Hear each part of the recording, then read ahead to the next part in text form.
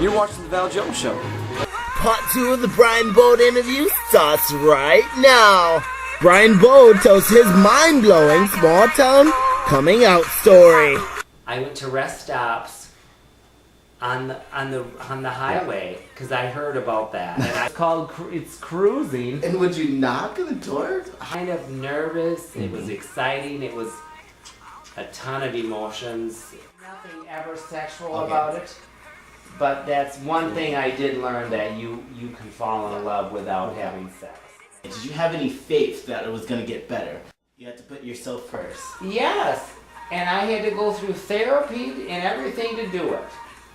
Get your tissues out because you won't want to miss this fascinating story. So after coming out to your family, did you have any faith that it was going to get better? Faith, keeping in mind, is being able to take the next step without knowing what's going to happen next. Did you have that kind of faith?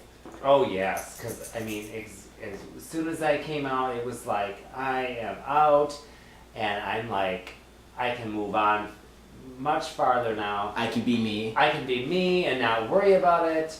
And it's like, as long as my parents are okay and they love me, it's like, you have a support system. Yes, it's like whatever. It's like, wow, what a relief. Yeah. What a relief. I don't ever have to worry about that Just again. lift it off your shoulders. Oh, it was just huge. Lift it off. It was huge. It was such a huge, and it's just like, oh, what a relief. I could just be like, I could just be a sigh of a big relief, of relief. Yes. Release it to the universe. Whew, yes, correct. So, in the early 1990s, did you have any bullying going on in your high school?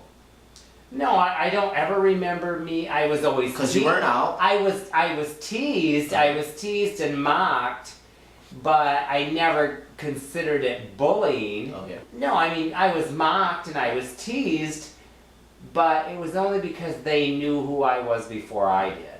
No, knowing, because at that time, did you know gay bashing was going on? Did you know people were dying? Did you know people... Had no idea. No. Had no idea. Hadn't had a clue what if that you was. had an idea, would you have been scared of coming out? Probably. I probably would have been. Probably because I was very sheltered growing up.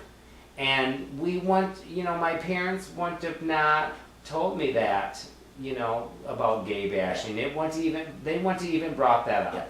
That's just how sheltered I was. That wouldn't have even been brought up. And you coming out in such a small town, how was the reaction of the town?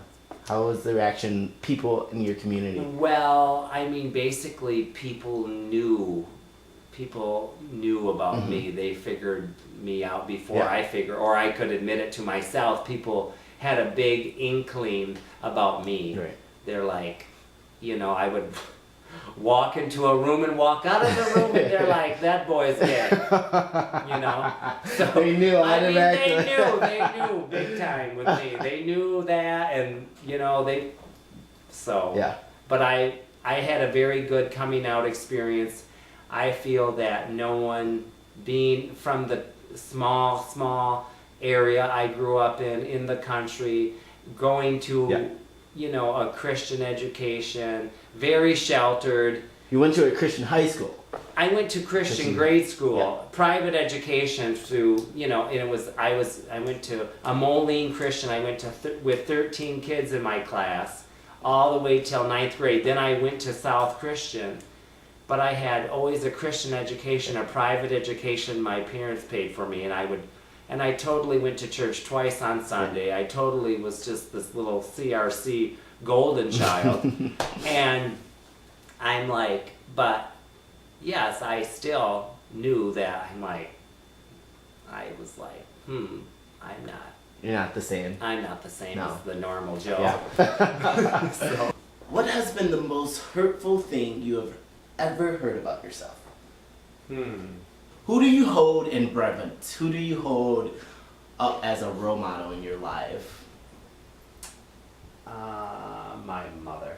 Your mother? My mother. Why? Why your mom? Because she is a pillar of strength, and extremely independent. She is just an individual, and she is my best friend, She knows me. I love that. She knows Love me that. better than I know myself, and I know that. But it's like, and she knows how to get under my skin, but it's like I still love her for it because she knows me better than I. Yeah. Well, I mean, I know myself pretty good, but it's like she is my mother. She knows. Mama always knows best. My mother, and it's like I had tea with her today, and we had a lovely time. You see her a lot now. Well, I mean, I see her probably. I should see her more. I'll probably see her tomorrow again. She'll probably come over, but it's like Once a week, twice. well, no, it's more like maybe once a month, twice a month, something like that. It's not. But you guys talk all the time, I hear. Well, it's like once a Okay. week we talk about so Okay. yeah. So you have a close relationship. Oh, I do. Yes. Who's the first person you ever fell in love with? You don't have to say his name. Okay, good. Okay, good. So But when was that? When you first found true love. I was well in my 30s. I was well into my 30s. I was probably 34 years old. Where did you meet this person? He actually loaded my truck at UPS. He loaded my truck at UPS. He was, I met him at work. And, and it was like, knew. and I was like, oh my God. and yeah. Don't you love that? Wow. And it was, the thing is, it was just like,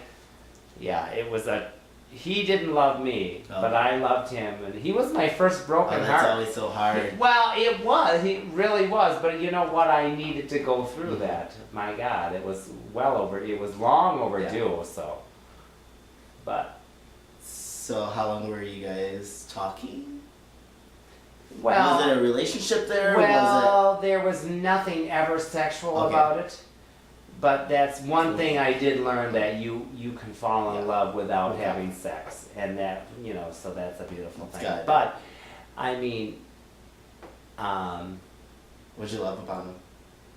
Oh God, just him being him and being an individual. What about your second love? Your second true love? When did that happen? Well, that was actually going on.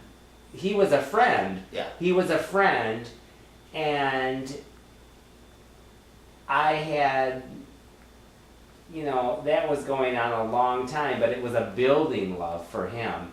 And I went through so much with him. I was such a good friend to him. He went through drugs, he went through everything, and I totally was there for him. And you were his support system. yes, through all his boyfriends, all his drugs and all whatever, I was here. My door was always open for him. And it's like I gave so much of myself to him, and he continued not to move himself forward. And I put way too much energy into him. And I finally just had to let him go and release him to the universe, basically, because you had to put yourself first. Yes, and I had to go through therapy and everything to do it. I mean, because it was very hard, very hard. And I still think of him all the time, but I can't. And if always got to move forward. I have to. You have to. You owe it to yourself to. And if anybody's holding you back in life, you have to. If they're anchoring you down, anyway, slightly at all, you have to get rid of them, because you have to. You can't have that negative attitude. No, you cannot be. Energy. No, and I mean, but did that take me years to figure out, and therapy and everything else. So. But you learn. Of course. Now you know it forever. Yes, forever.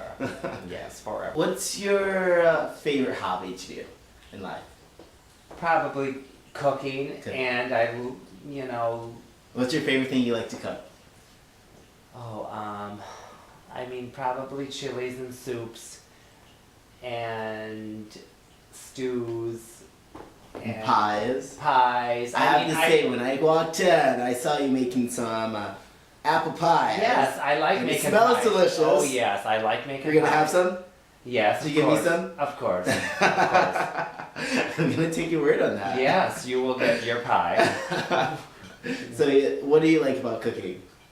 It calms me down and it brings joy to me. I mean, I like it. It's like, cause it's like it's if I have time to do it, I love to do it, and I like to take my time, and I just like it.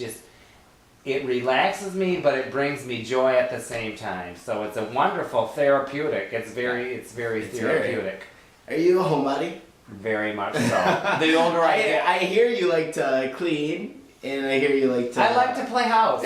I like to play I hear house. your most favorite thing to do around the house is laundry. I like to do laundry. I like to run my You can dishwasher. do my laundry anytime. So I mean, yeah, I think I like doing my own probably better than anybody else's. But it's like, yeah. What is your life philosophy? What is a philosophy that you hold dear and near in your life? I would say just being content, being comfortable where I'm at in life, and wanting. Is there a quote that represents that for you? I know my philosophy is to when you give, when you learn, teach. Is that? I guess for me, I'm like, for me, I kind of live by change.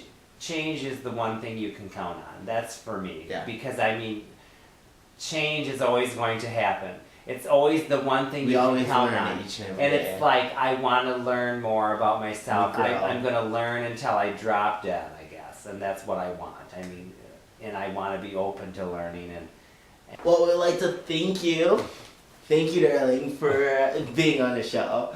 Being one of our most fascinating people. Thanks for having me. And we hope someone learned something from this story today. And if you're struggling with coming out, we hope you learn that it's a lot easier to come out nowadays than it was in the early 90s or 80s. What do you say? I would say. When you know better, you can do better. Love you guys for watching. We'll see you on the other side. Bye, everybody.